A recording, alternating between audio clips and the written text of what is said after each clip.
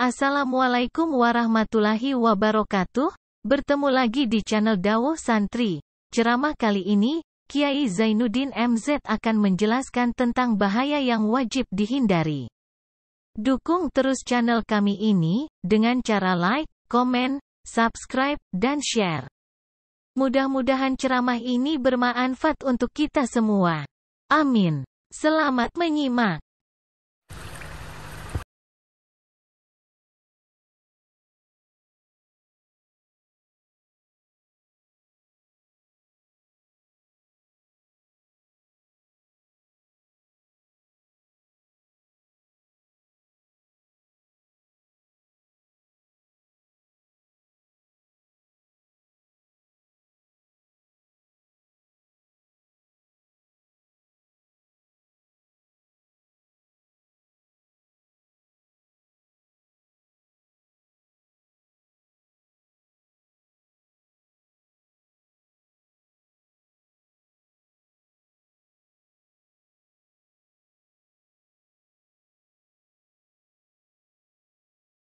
Pembangunan fisik material yang tanpa diimbangi dengan nilai-nilai agama sering cenderung membentuk manusia yang materialistis.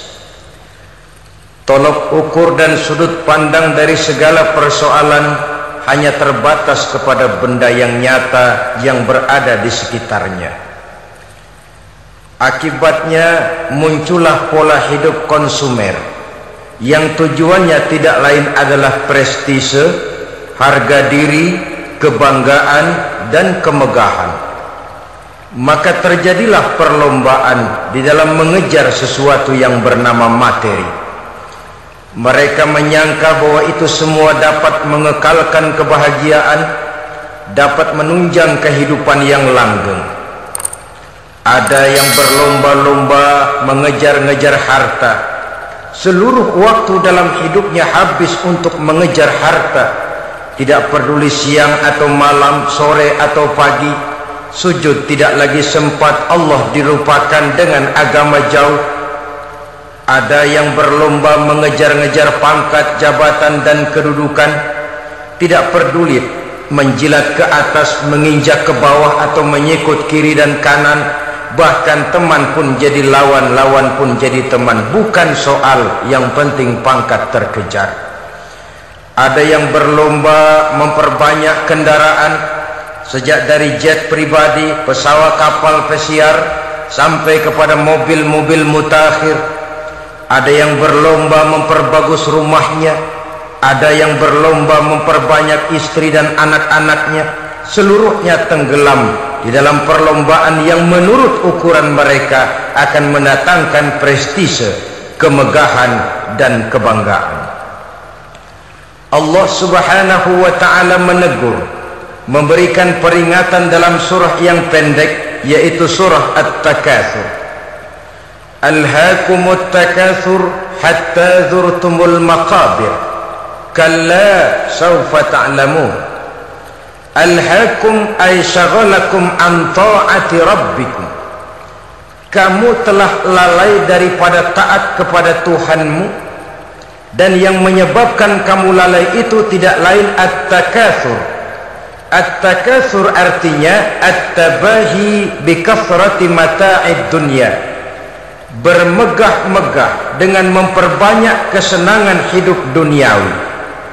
Dengan kata lain, berlomba-lomba mengejar kemegahan duniawi telah menyebabkan kamu lalai daripada mengingat, daripada taat kepada Allah Subhanahu wa ta'ala. Apabila orang cenderung materialistis, seluruh kegiatan hidup dikerahkan untuk berlomba memperbanyak materi. Apa namanya harta benda, apa namanya rumah, apa namanya pangkat dan jabatan.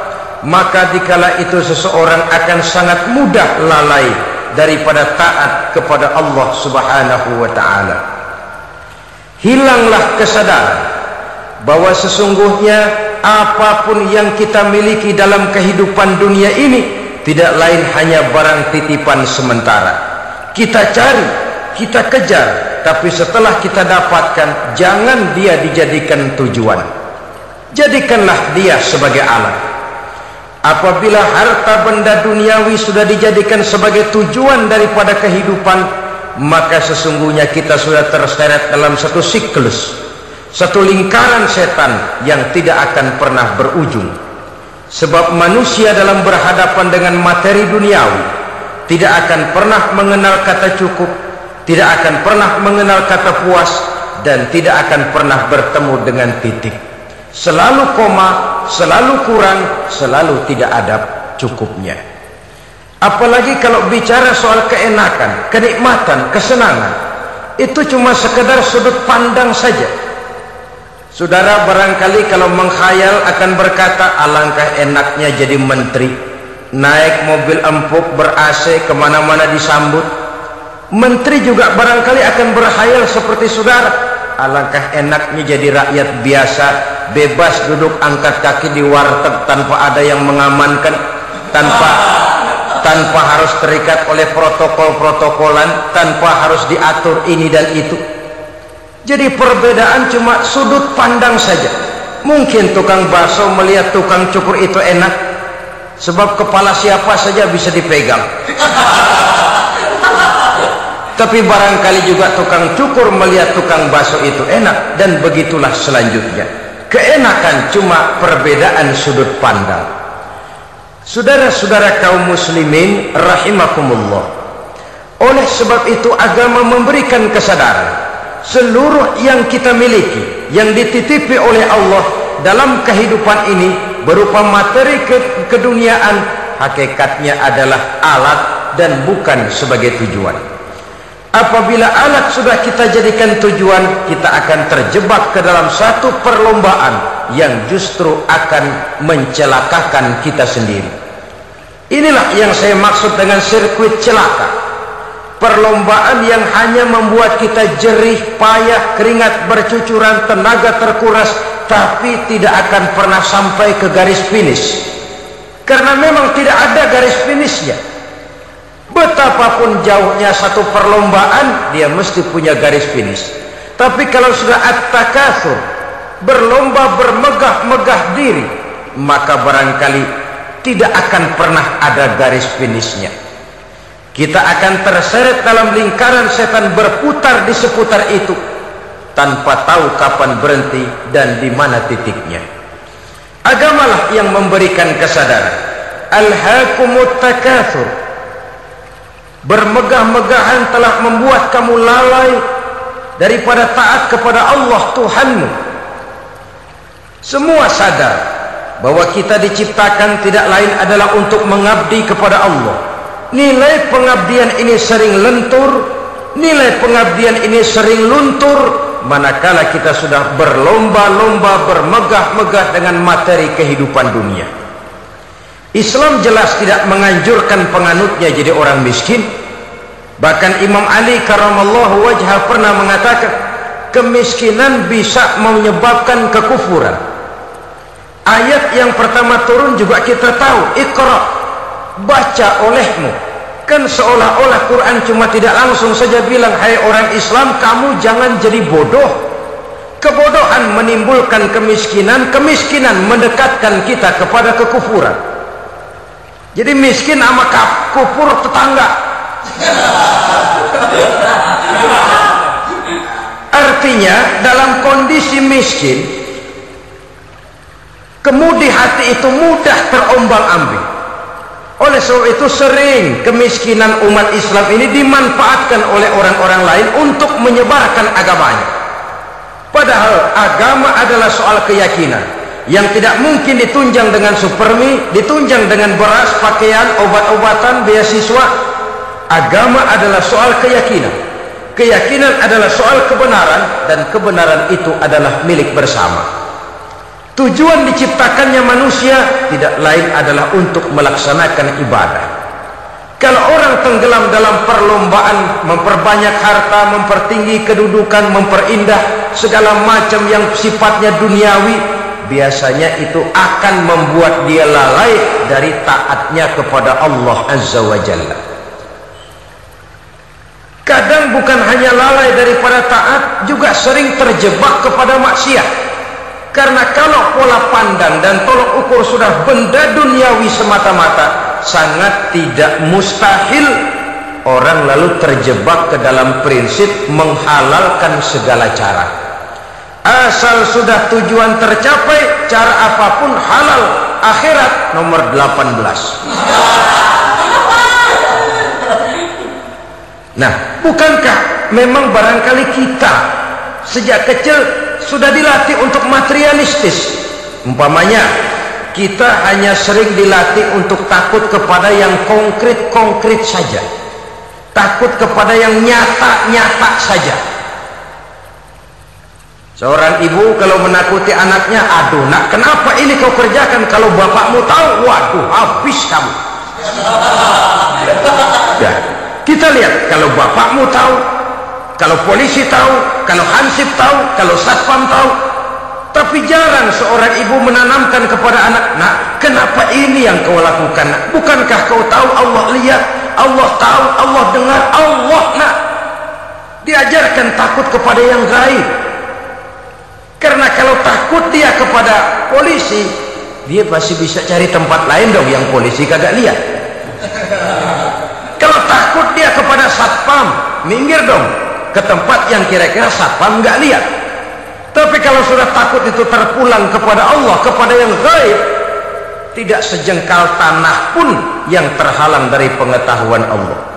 Tapi itulah salahnya kita. Sejak kecil anak-anak sudah kita latih untuk takut hanya kepada yang konkret-konkret saja. Akibatnya sampai dia besar melembaga dalam kehidupannya. Dia nyolong, kata temannya, kamu nyolong ya? Iya. Kok nyolong sih? Memang. Kenapa nyolong? Biarin.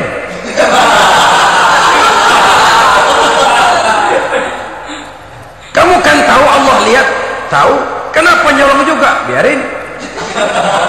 Asal orang jangan lihat. Kalau Allah mah lihat, dia kagak ribut. Allah nggak ribut katanya. Nah, ini kan satu refleksi yang timbul daripada kenyataan. Jikalau orang hanya dijejali rasa takut kepada yang konkret-konkret saja, kepada yang zahir-zahir saja, yang akan tumbuh lalu mental kucing. Sopan, tenang, kalem, ayem, nggelenggem. Kalau ada orang, sedikit orang meleng, kucing kelihatan watak aslinya. Saudara-saudara kaum muslimin rahimakumullah. Oleh sebab itulah maka agama lewat surah yang kita bicarakan pada pertemuan ini memberikan peringatan. Kala, jangan begitu dong. Kamu boleh mencari dunia, silahkan cari harta yang banyak, cari pangkat yang tinggi, tapi jangan itu membuat kamu lalai daripada taat terhadap Allah subhanahu wa ta'ala. Jangan karena keinginan mendapat harta yang sebanyak-banyaknya lalu melakukan segala macam cara asal tujuan tercapai. Itu sudah membuat kita lalai. Jangan karena ingin mengejar kedudukan yang tinggi lalu jilat atas injak bawah, nggak mempan jilat, dukun dipakai.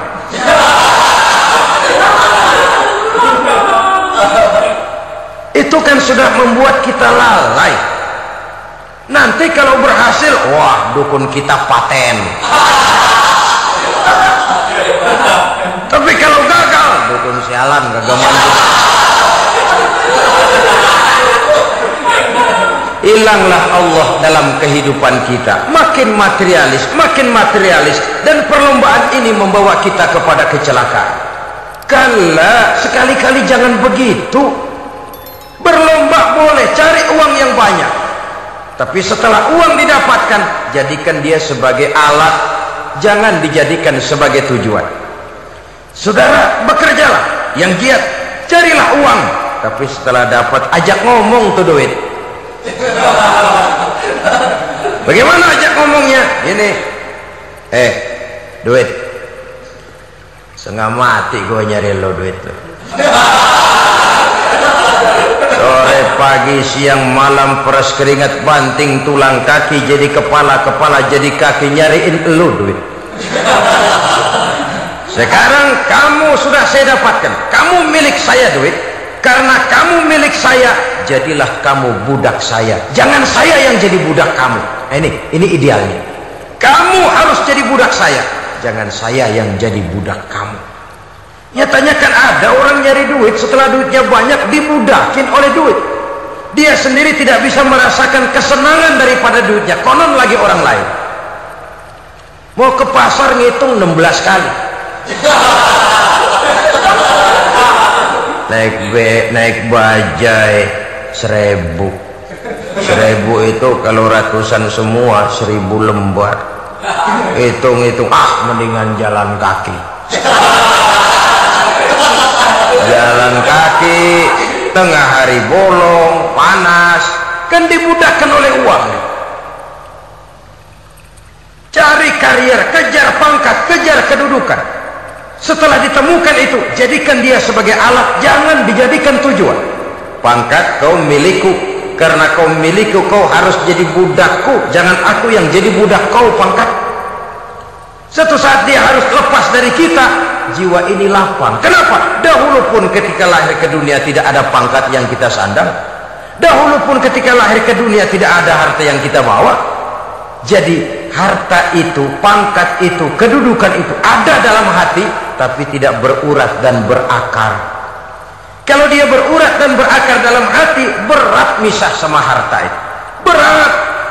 Sekedar ngasih fakir miskin cepet juga berhitungnya 17 lembar.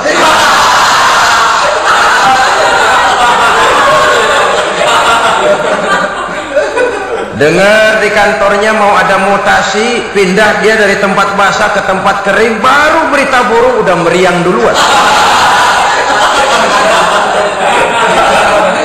Ini nanti bagaimana, itu nanti bagaimana, ini nanti bagaimana.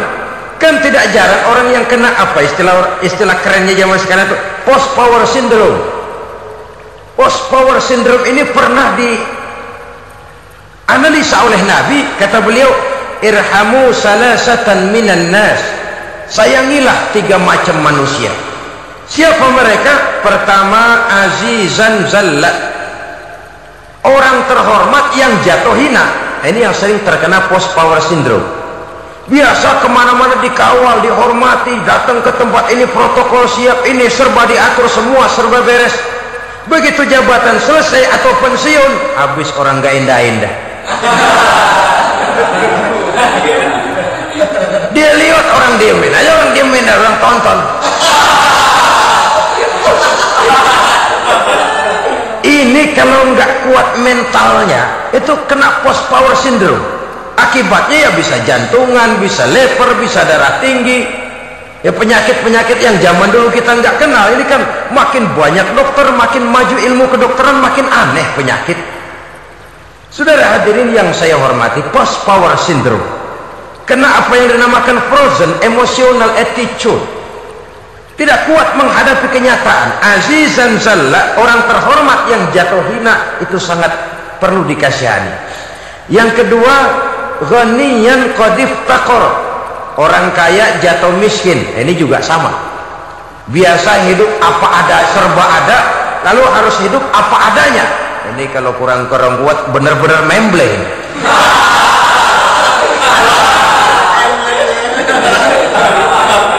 Kalau tidak kuat mentalnya, biasa hidup serba enak, serba nikmat, cuma kerjanya neken cek, main apa itu kredit card, macam-macam fasilitas dipunyai, tahu-tahu jatuh bangkrut, jatuh miskin. Kalau tidak fondasi agamanya kuat, bisa gantung diri, bisa bunuh diri, bisa frustasi, bisa terkena psikosomatik, tekanan jiwa mempengaruhi faktor biologis, timbullah tekanan, terjadilah penyakit aneh-aneh. Al-ghaniyan qadif taqara, orang kaya jatuh miskin, itu perlu dikasihani. Yang ketiga, wa faqihan yal'abu bihil juhal, ahli fikih tapi dipermainkan oleh orang-orang bodoh. Hanya kebetulan orang bodoh itu punya kekuasaan, hukum bisa dipesan.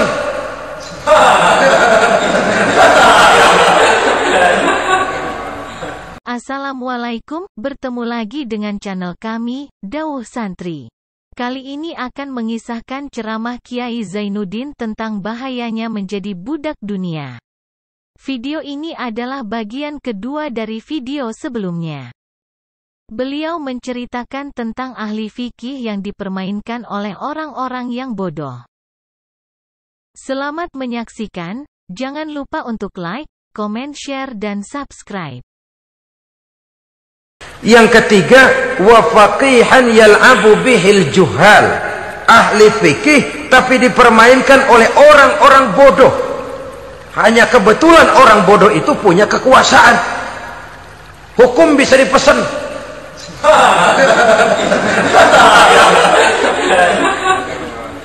Aturannya haram, Ustaz, ada haram dikit aja dah.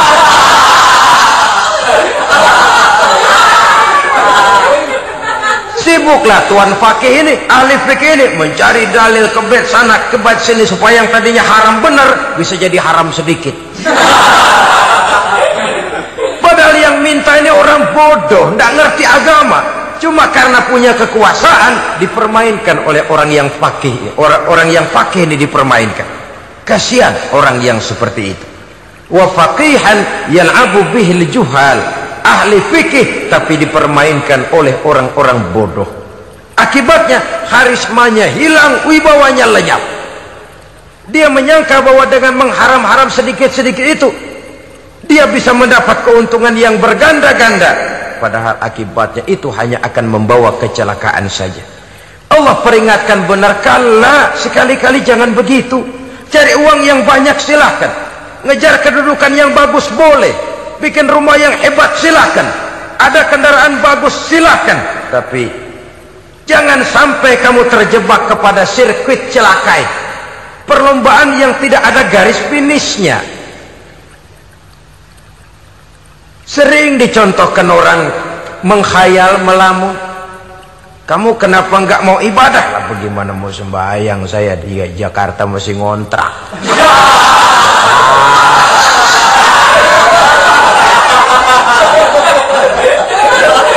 Bingung, tiap akhir tahun kontrakan habis. Kalau punya rumah sendiri walaupun kecil-kecilan, tenanglah saya ibadah. Baiklah, oleh Allah diberikan rezeki bisa bikin rumah walaupun kecil-kecilan. Sudah punya rumah sendiri belum juga ibadah, apalagi mulur lagi. Habis bagaimana mau sembahyang, rumah kecil banget. Pinggir kali asal hujan bocor ya.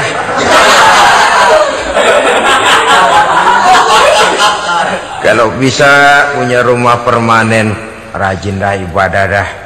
Iyalah, diberikan rezeki bisa bikin rumah besar, kamarnya banyak, halamannya luas, kendaraan belum ada, perabotan belum lengkap. Sudah ada kendaraan belum kayak orang-orang, sudah kayak orang-orang masih sama dong, kudu di atas. Kapanlah selesainya? Kala sekali-kali jangan begitu. Jangan kamu mengumpulkan harta bermegah-megah membuat kamu lalai dari taat kepada Tuhanmu. Engkau tinggalkan rukuk dan sujud, engkau jauh dari masjid, engkau kering dari kehidupan beragama. Sebab itulah maka pembangunan fisik material tidak bisa dipisahkan dengan pembangunan mental spiritual. Tidak hanya cuma dalam teori, tapi juga harus dalam praktek.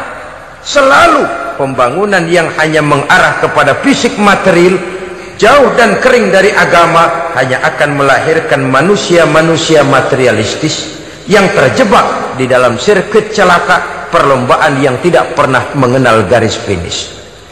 Soal itu agama mengajarkan, orang kaya itu siapa sih? Yang banyak duit? Belum tentu. Yang kebunnya di mana-mana ngebelata? Belum tentu. Yang pabriknya selebar-lebar? Belum tentu. Yang punya segala macam peternakan, dari peternakan gajah sampai peternakan kutu?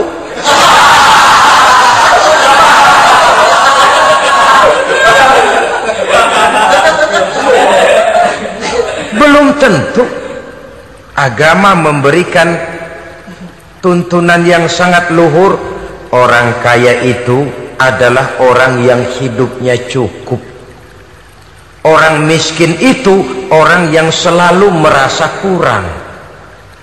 Bagaimanapun banyak duit saudara miliki, kalau masih merasa kurang, masih miskin saudara.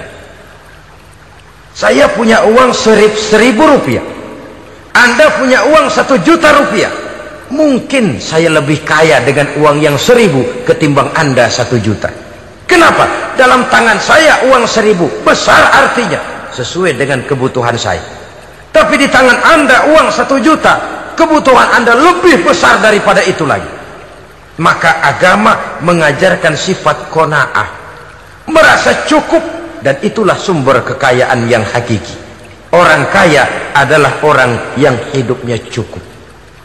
Kalla saufa ta'lamun, jangan begitu, nanti kamu akan tahu. Summa kalla saufa ta'lamun, jangan sekali-kali begitu, suatu saat kamu pasti akan tahu. Kalla law ta'lamuna ilmal yaqin thumma latarawunnaha 'ainal yaqin thumma latus'alunna yawma idzin 'anin na'im. Nah, kapan perlombaan ini akan menyadarkan orang biasanya? Hatta zurtumul maqabir, sampai kamu dekat ke liang kubur. Itu biasanya kalau istilah orang sekarang baru ngeh. Asal sudah napas sampai tenggorokan disambung dengan selang, sudah Senin Kemis dibantu dengan alat picu jantung, gerak gerak gerak gerak, sudah kayak orang mau gergaji kayu. Dikala itu barulah sadar orang biasanya. Dan kesadaran semacam itu kesadaran yang terlambat, kesadaran ala Fir'aun. Fir'aun selagi hidup diajak beriman dan nehi aja.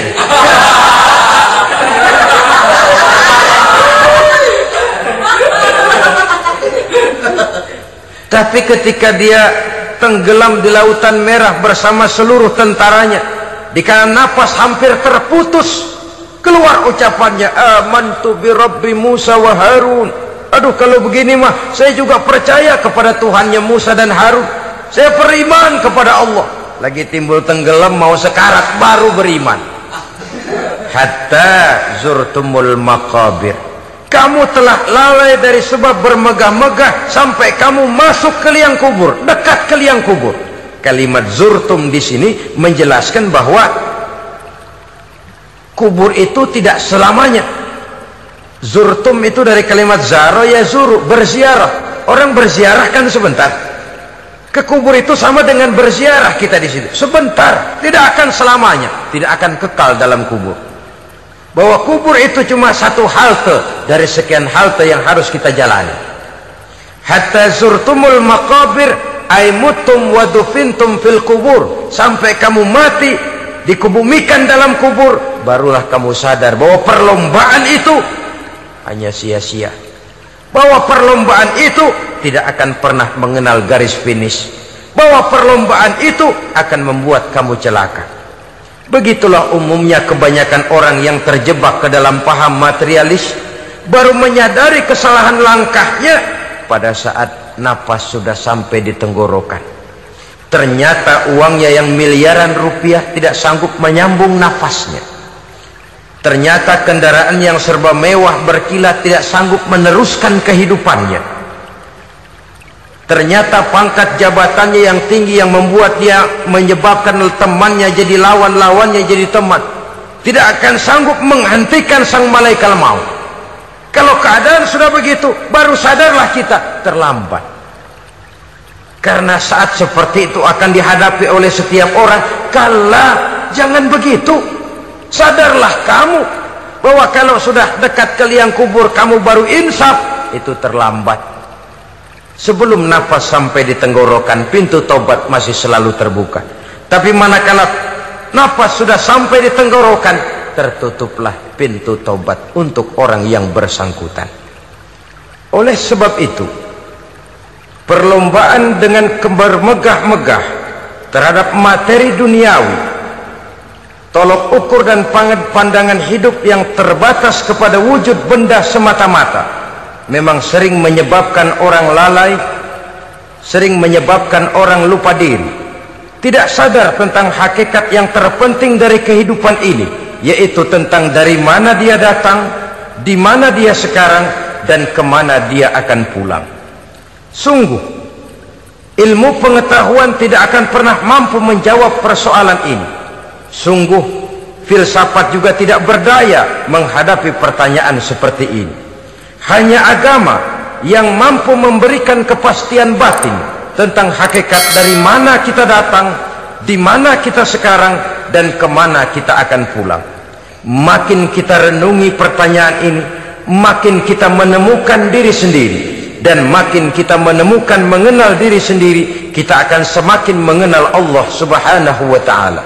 Semakin kita mengenal Allah, maka akan semakin terpanggil kita untuk dekat dengannya, mentaati segala perintahnya, dan berupaya menjauhi segala yang dilarangnya. Dengan demikian selamatlah kita dari satu perlombaan yang hanya akan menyeret kita kepada menghalalkan segala cara, jauh dari agama, jauh dari Allah, bahkan jauh dari sesama manusia. Karena umumnya perlombaan seperti ini akan cenderung melahirkan manusia yang egois. Muslimin rahimakumullah. Lebih jauh, mari kita mengikuti peringatan Allah dalam surah Al-Munafiqun ayat 9. Di sini Allah Subhanahu wa ta'ala mengingatkan, A'udzu billahi minasy syaithanir rajim. Ya ayyuhalladzina amanu la tulhikum amwalukum wala auladukum an dzikrillah wa may yaf'al dzalika fa ulaika humul khasirun.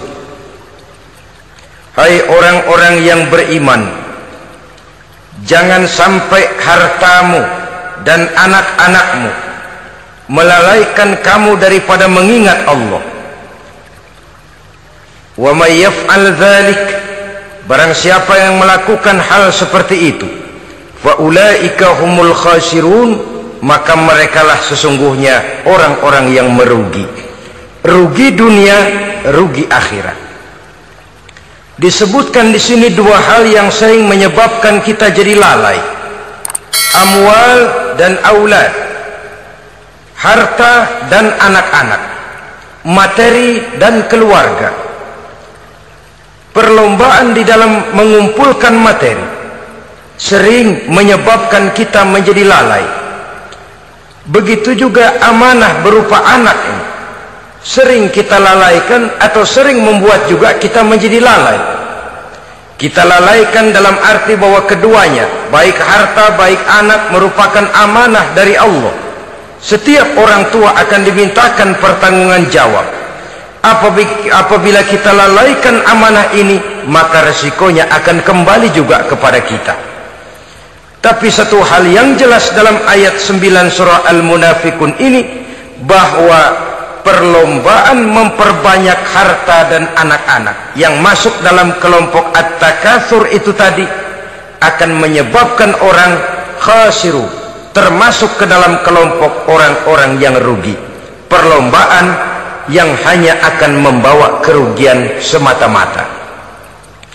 Kemudian di dalam satu hadis Rasulullah Shallallahu Alaihi Wasallam memberikan peringatan.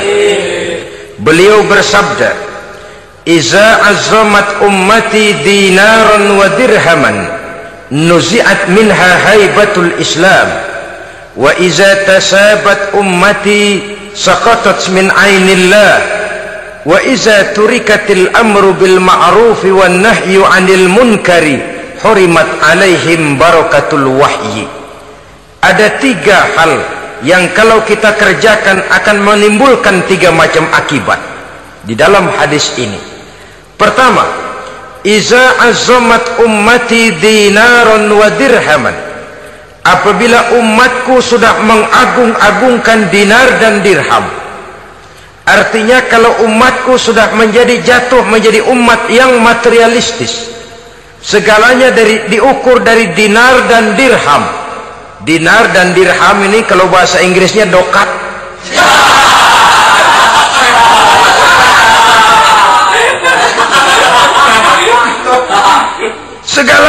diukur dari segi dinar dan dirham saja, nuzi'at minha haibatul Islam, akan dicabutlah kehebatan Islam dari mereka. Memang ada kalanya kita berkata bahwa tanpa uang kita tidak bisa berbuat apa-apa. Tapi kalau itu dijadikan landasan dari segala sesuatu, itu yang dijadikan ukuran, itu yang dijadikan tujuan, kita hakikatnya sudah gagal sebelum melangkah. Apapun saja profesi kita, apabila sudah menjadi pendewa dinar dan dirham, akan hilanglah kehebatan Islam, akan dicabut kehebatan Islam itu. Umat Islam bisa dibeli, ulama bisa dikontrak, kiai bisa dicarter. Saudara hadirin ma'asyiral muslimin rahimakumullah, apabila umatku sudah membesar-besarkan dinar dan dirham, bermegah-megah dengan itu, berlomba-lomba memperbanyak itu yang menjadi tujuan dan tolok ukur dari segala kegiatan, nuzi'at minha haibatul Islam, akan dicabutlah kehebatan Islam. Hilang itu wibawa, walaupun dia bernama umat mayoritas dalam jumlah, tetapi dia minoritas dalam peranan, mayoritas dalam bilangan, tapi minoritas dalam percaturan kegiatan hidup ini. Kita ingat di zaman pengembangan Islam di masa Rasulullah sallallahu alaihi wasallam, mereka berlomba-lomba mengorbankan dinar dan dirhamnya untuk kepentingan agama, bukan mengorbankan kepentingan agama untuk mencari dinar dan dirham. Kita di zaman sekarang sering terjadi penjungkiran nilai, terbalik yang kita amalkan.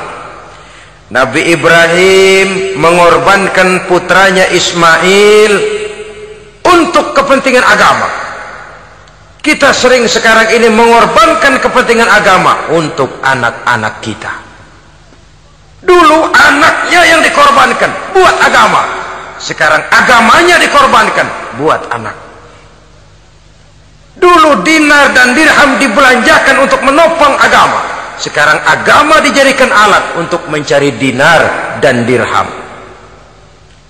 Saudara-saudara kaum muslimin rahimakumullah, memang apabila dinar dan dirham digunakan untuk penyangga perjuangan, itulah idealnya.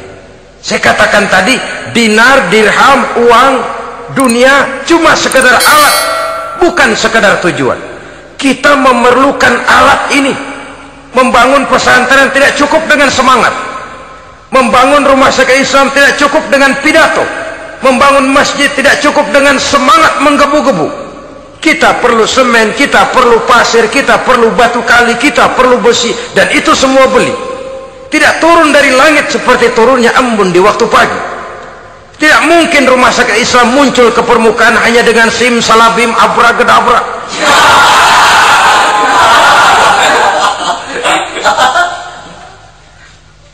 Terima kasih masih setia menonton di channel kami.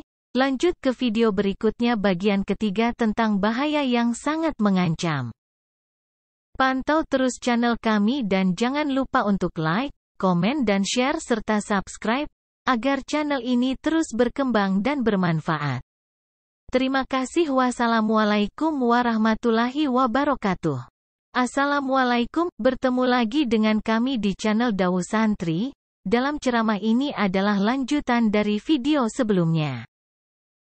Simak terus sampai selesai, jangan sampai dipotong-potong, supaya tidak terjadi salah pemahaman. Jangan lupa dukung channel ini dengan cara subscribe, like, komen dan share. Selamat menyaksikan. Kemudian di dalam satu hadis, Rasulullah sallallahu alaihi wasallam memberikan peringatan. Beliau bersabda, "Iza azzamat ummati dinaran wa dirhaman, nuzi'at minha haibatul Islam, wa iza tasabat ummati saqatat min ainillah, wa iza turikatil amru bil ma'ruf wan nahyu 'anil munkari, hurimat alaihim barakatul wahyi." Ada tiga hal yang kalau kita kerjakan akan menimbulkan 3 macam akibat di dalam hadis ini. Pertama, iza azamat ummati dinaron wa dirhaman, apabila umatku sudah mengagung-agungkan dinar dan dirham. Artinya kalau umatku sudah jatuh menjadi umat yang materialistis, segalanya diukur dari dinar dan dirham. Dinar dan dirham ini kalau bahasa Inggrisnya dokat.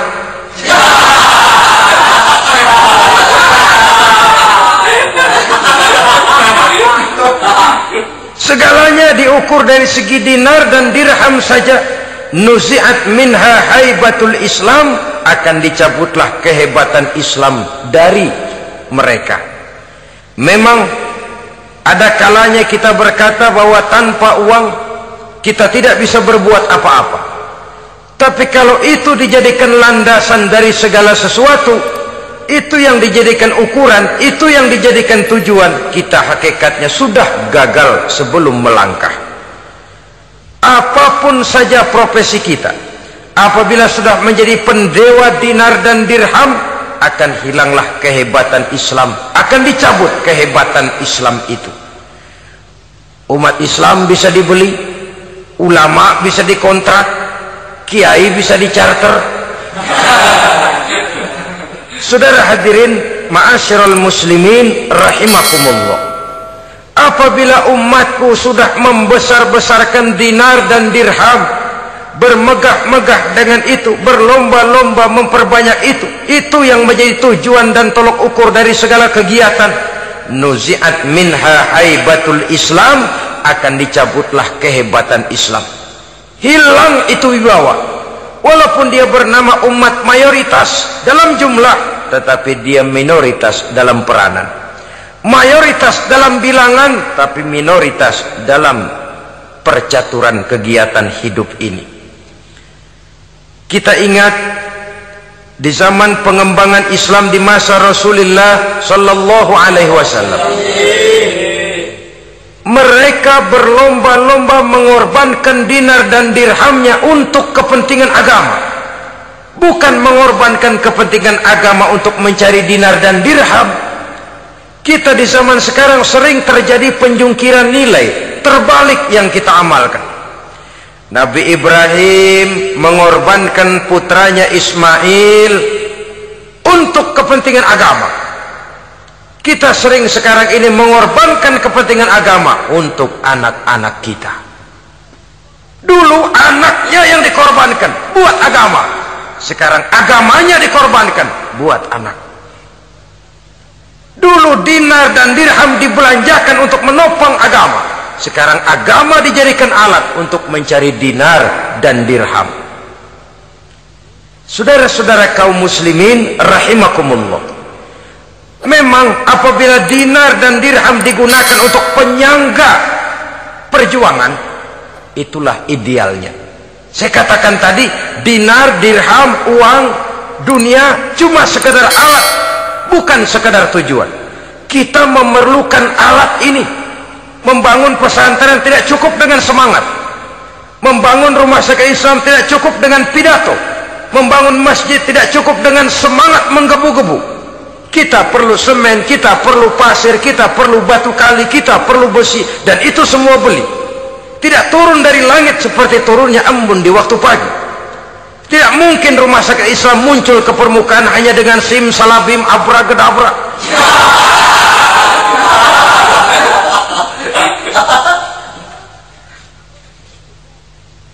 Oleh sebab itu, saya bersyukur kecenderungan belakangan ini pengajian-pengajian akbar di berbagai tempat tidak hanya sebagai ajang untuk menanamkan akidah, membina ukhuwah, tapi juga menjadi sarana di mana kita mengumpulkan dana, menghimpun potensi umat, menginventarisir potensi untuk kepentingan pengembangan daripada agama.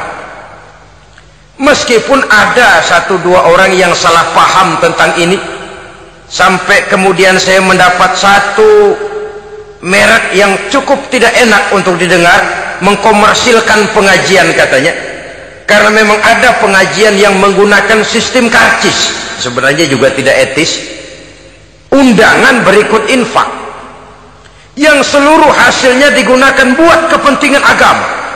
Apakah itu rumah sakit, apakah itu madrasah, apakah itu masjid, dan 1 sen pun saya tidak menuntut bagian dari itu. Saya malah berprinsip sepanjang saya masih laku untuk dijual dan itu memang buat kepentingan agama, persilahkan jual saja, asal buat masjid, pesantren, madrasah, rumah sakit Islam, kegiatan syiar dan dakwah, silakan. Tapi kalau sudah dijual buat kepentingan pribadi, memperkaya diri sendiri, tentunya dunia akhirat sulit untuk ridho kepada tingkah laku yang semacam itu.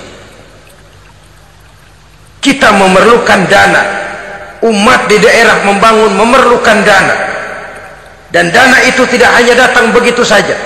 Kita bersyukur bahwa untuk menghadiri pengajian sekarang ini orang mau mengeluarkan uang, mau memberikan infak dengan ikhlas, tidak dengan keterpaksaan.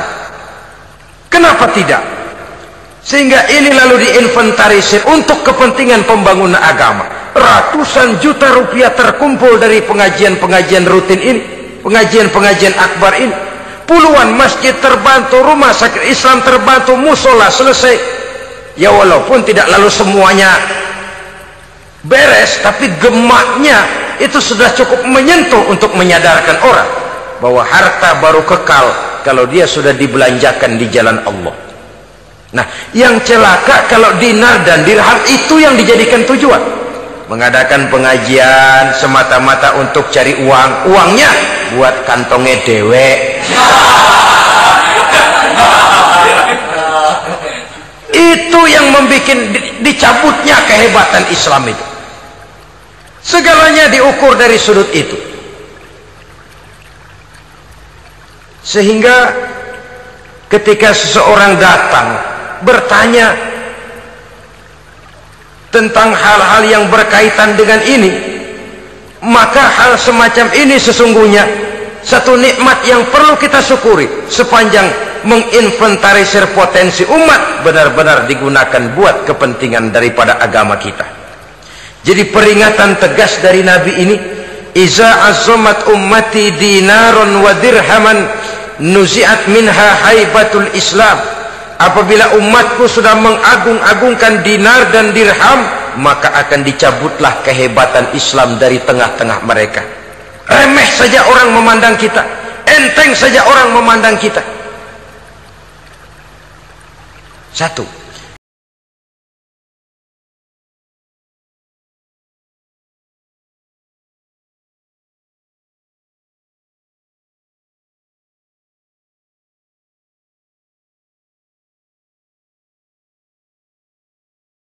jatuhlah mereka dalam pandangan Allah.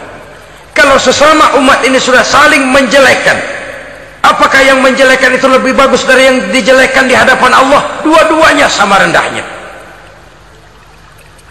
Pribadi saya mungkin puas kalau saya bisa menghantam saudara di depan umum, menjelek-jelekkan nama saudara. Tapi lebih baikkah saya dalam pandangan Allah sama rendahnya dengan orang yang saya jelekkan? Itu pun kalau yang dijelekan benar-benar jelek. Kalau cuma sekedar fitnah, wah lebih celaka lagi nasib si orang itu tadi. Ini artinya menyadarkan kita bahwa umat ini sudah diikat dengan akidah. Beraneka ragam kita, tapi harus ada kebersamaan. Berbeda kita, tapi harus satu. Sebagai satu ummatan wahidah, satu umat yang satu.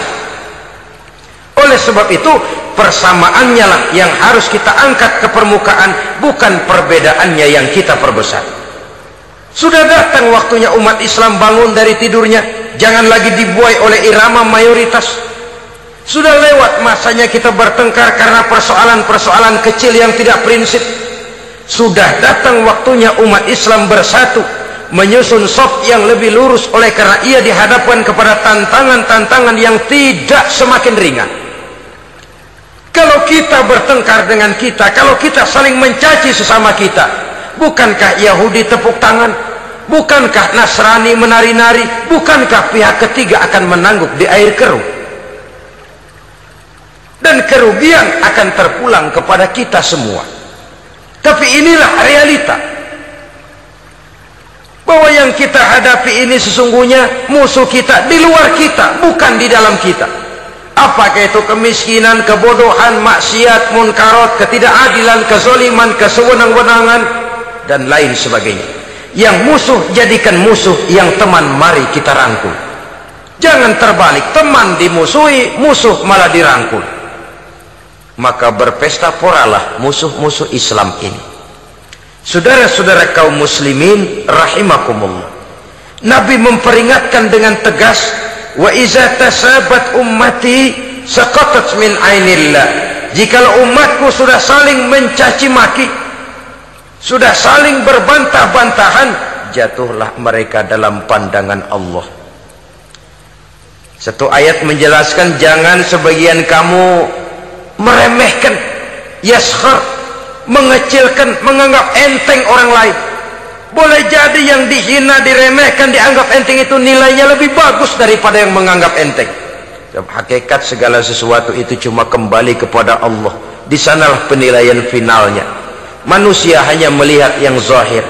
Makin banyak harapan hidup ini kita gantungkan kepada manusia, makin banyak kita harus bersiap untuk kecewa. Saudara-saudara kaum muslimin rahimakumullah. Kemudian yang ketiga peringatan dari baginda Nabi, wa iza turikatil amru bil ma'rufi wan nahyu 'anil munkari hurimat 'alaihim barakatul wahyi.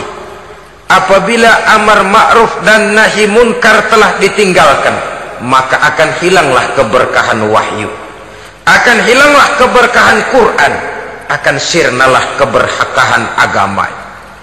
Amar ma'ruf dan nahi munkar ditinggalkan, artinya di tengah masyarakat sudah tidak ada lagi yang menyerukan ini baik, ini tidak baik, ini halal, itu haram. Mari kita sholat, mari makmurkan taklim, santuni yatim piatu, makmurkan masjid. Seruan ke arah itu tidak lagi terdengar. Sementara tinggalkan judi, tinggalkan minuman keras, jauhi zina, seruan semacam itu pun tidak lagi terdengar. Maka hilanglah keberkahan wahyu itu. Karena amar ma'ruf dan nahi munkar merupakan bagian daripada ajaran agama kita. Menjadi sponsor dari segala macam kebajikan dan menjadi penghalang daripada segala macam kemunkaran sesuai dengan batas kemampuan yang kita miliki masing-masing. Nah, saya kembali kepada persoalan pokok di awal pembicaraan tadi. Bagaimana jalan keluarnya? Jalan keluarnya tidak lain adalah upaya. Bagaimana kegiatan yang sifatnya fisik material ini diimbangi dengan kegiatan yang bersifat mental spiritual. Upaya menghidupkan majelis-majelis taklim, upaya memakmurkan masjid-masjid sebagai laboratorium rohani untuk mewujudkan keseimbangan dalam pola pikir yang akan berlanjut dalam gerak hidup yang kemudian akan tertuang dalam segala perbuatan manusia. Apabila sudah terwujud kepincangan dalam pola pikir, akan pincanglah caranya bertindak dan berbuat, akan pincanglah pandangan hidupnya, akan pincanglah orientasinya di dalam kehidupan ini. Oleh karena itu, Islam dalam berbagai aspek kehidupan mengajarkan sistem keseimbangan. Mencari harta boleh, tapi tidak boleh keluar dalam kerangka fastabiqul khairat. Berlomba-lomba silakan, tapi untuk kebaikan, bukan untuk bermegah-megah, bukan untuk menumbuhkan gengsi, bukan untuk meninggikan prestise dan harga diri, tapi fastabiqul khairat, berlomba-lomba di dalam mengejar kebajikan, di dalam menyebarkan kebaikan. Bukan sekedar berlomba-lomba, tapi tolong menolong, bantu membantu. Ta'awanu 'alal birri wat taqwa wala ta'awanu 'alal ismi wal udwan. Bertolong-tolonganlah kamu di dalam kebaikan dan takwa, jangan bertolong-tolongan di dalam perbuatan dosa dan permusuhan. Kerjasama di dalam kebaikan, kerjasama di dalam ketakwaan. Ada satu contoh yang menarik bahwa umat Islam di dalam ia menjalin kebersamaan itu harus seperti orang main sepak bola. Saudara lihat, orang main sepak bola, kalau pertandingan belum dimulai, silakan kumpul di luar lapangan, atur strategi yang baik.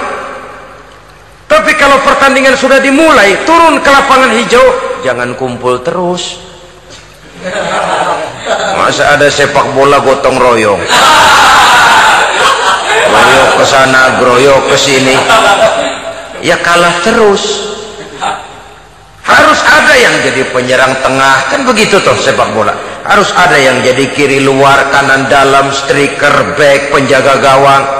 Yang penting kerjasama, teamwork, lalu mampu menciptakan operan-operan. Yang jadi back jangan ngiri sama yang jadi penyerang tengah. Jangan hasut, sebab bagaimanapun juga andai kata si penyerang tengah berhasil menjaringkan bola ke gawang lawan, kan kemenangan bukan kemenangan satu orang, kemenangan satu kesebelasan, kemenangan satu tim. Ini yang sering terjadi, back ngiri sama penjaga gawang, lalu penjaga gawang ngiri sama penyerang tengah, penyerang tengah ngiri sama kiri luar. Ya kapan mau menggolkan ke gawang lawan? Kita ini satu kesebelasan, posisi boleh berbeda. Umat Islam itu harus ada yang jadi camat, lurah, bupati, gubernur, menteri, jadi jenderal, jadi konglomerat, jadi pengusaha, jadi teknokrat. Yang penting kerjasama, teamwork, mampu menciptakan operan-operan yang akurat. Diego Armando Maradona, enggak pakai dia, enggak. Itu katanya maha bintang, gagah, hebat, bintang lapangan hijau. Kapan Maradona hebat? Kalau ditunjang oleh 10 temannya yang lain, merupakan satu kesebelasan. Bagaimanapun hebatnya Diego Armando Maradona, kalau dia sendirian lawan satu kesebelasan, remek.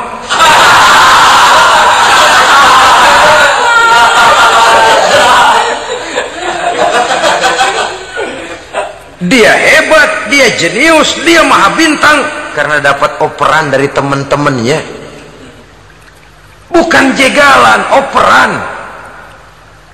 Jadi oleh sebab itu bagaimana kita menciptakan operan-operan akurat yang akan melahirkan kebersamaan di tengah-tengah umat. Artinya satu contoh saja, misalnya seorang pengusaha besar, oleh karena kesibukannya di dunia bisnis, tidak perlu jadi ketua pembangunan musola. Tapi kalau ada musola belum selesai, operan. Operannya itu yang penting. Apa yang dioper itu? Semen, apa batu kali, apa besi? Yang penting operan. Operannya akurat. Kadang-kadang ada terjadi juga frustasi ngelihat lawan kesebelasannya terlalu kuat, ngoper ke gawang sendiri, jebol. Kan sering terjadi begitu. Muslim didukung oleh umat Islam, ketika punya posisi menguntungkan malah mempersulit Islam. Ini kan ngoper ke gawang sendiri, bunuh diri namanya. Boro-boro jebolin gawang lawan, asal jangan bunuh diri juga lumayan. Jadi kalau saja kita mampu menciptakan kebersamaan seperti ini, baju boleh berbeda. Seorang muslim boleh dibungkus baju abri, boleh dibungkus baju dokter, boleh dibungkus baju teknokrat, boleh dibungkus baju konglomerat, sekedar baju. Tapi kalau terbukalah baju itu, kelihatan dadanya, terbersit nilai imannya, meresap sampai ke tulang sumsumnya. Dan pada saat Islam dikuti-kuti, akan timbul kecintaannya, akan timbul, saya muslim dan saya bangga dengan Islam saya. Saya muslim dan saya mau berbuat untuk Islam saya. Saya muslim dan saya siap mati untuk Islam saya.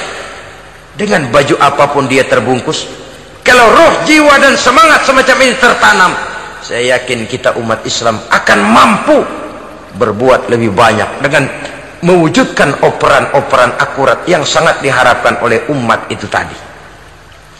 Oleh sebab itu, saudara-saudara kaum muslimin rahimakumullah, baju boleh berbeda, bendera boleh beraneka warna, tapi jikalau bernama muslim, persamaannya yang dicari, jangan perbedaannya yang diperbesar. Nilai persaudaraan yang diikat dengan akidah semacam inilah yang banyak dicari orang, yang banyak menyebabkan orang masuk Islam. Di mana masjid kelihatan benar sebagai simbol kehidupan demokrasi dalam menciptakan ukhuwah, wawasan ukhuwah ini. Alhamdulillah, bagaian 3 ceramah ini sudah selesai. Semoga bermanfaat untuk kita semua. Amin. Jangan lupa untuk selalu setia di channel Dawuh Santri. Pantau terus ceramah terbarunya. Terima kasih.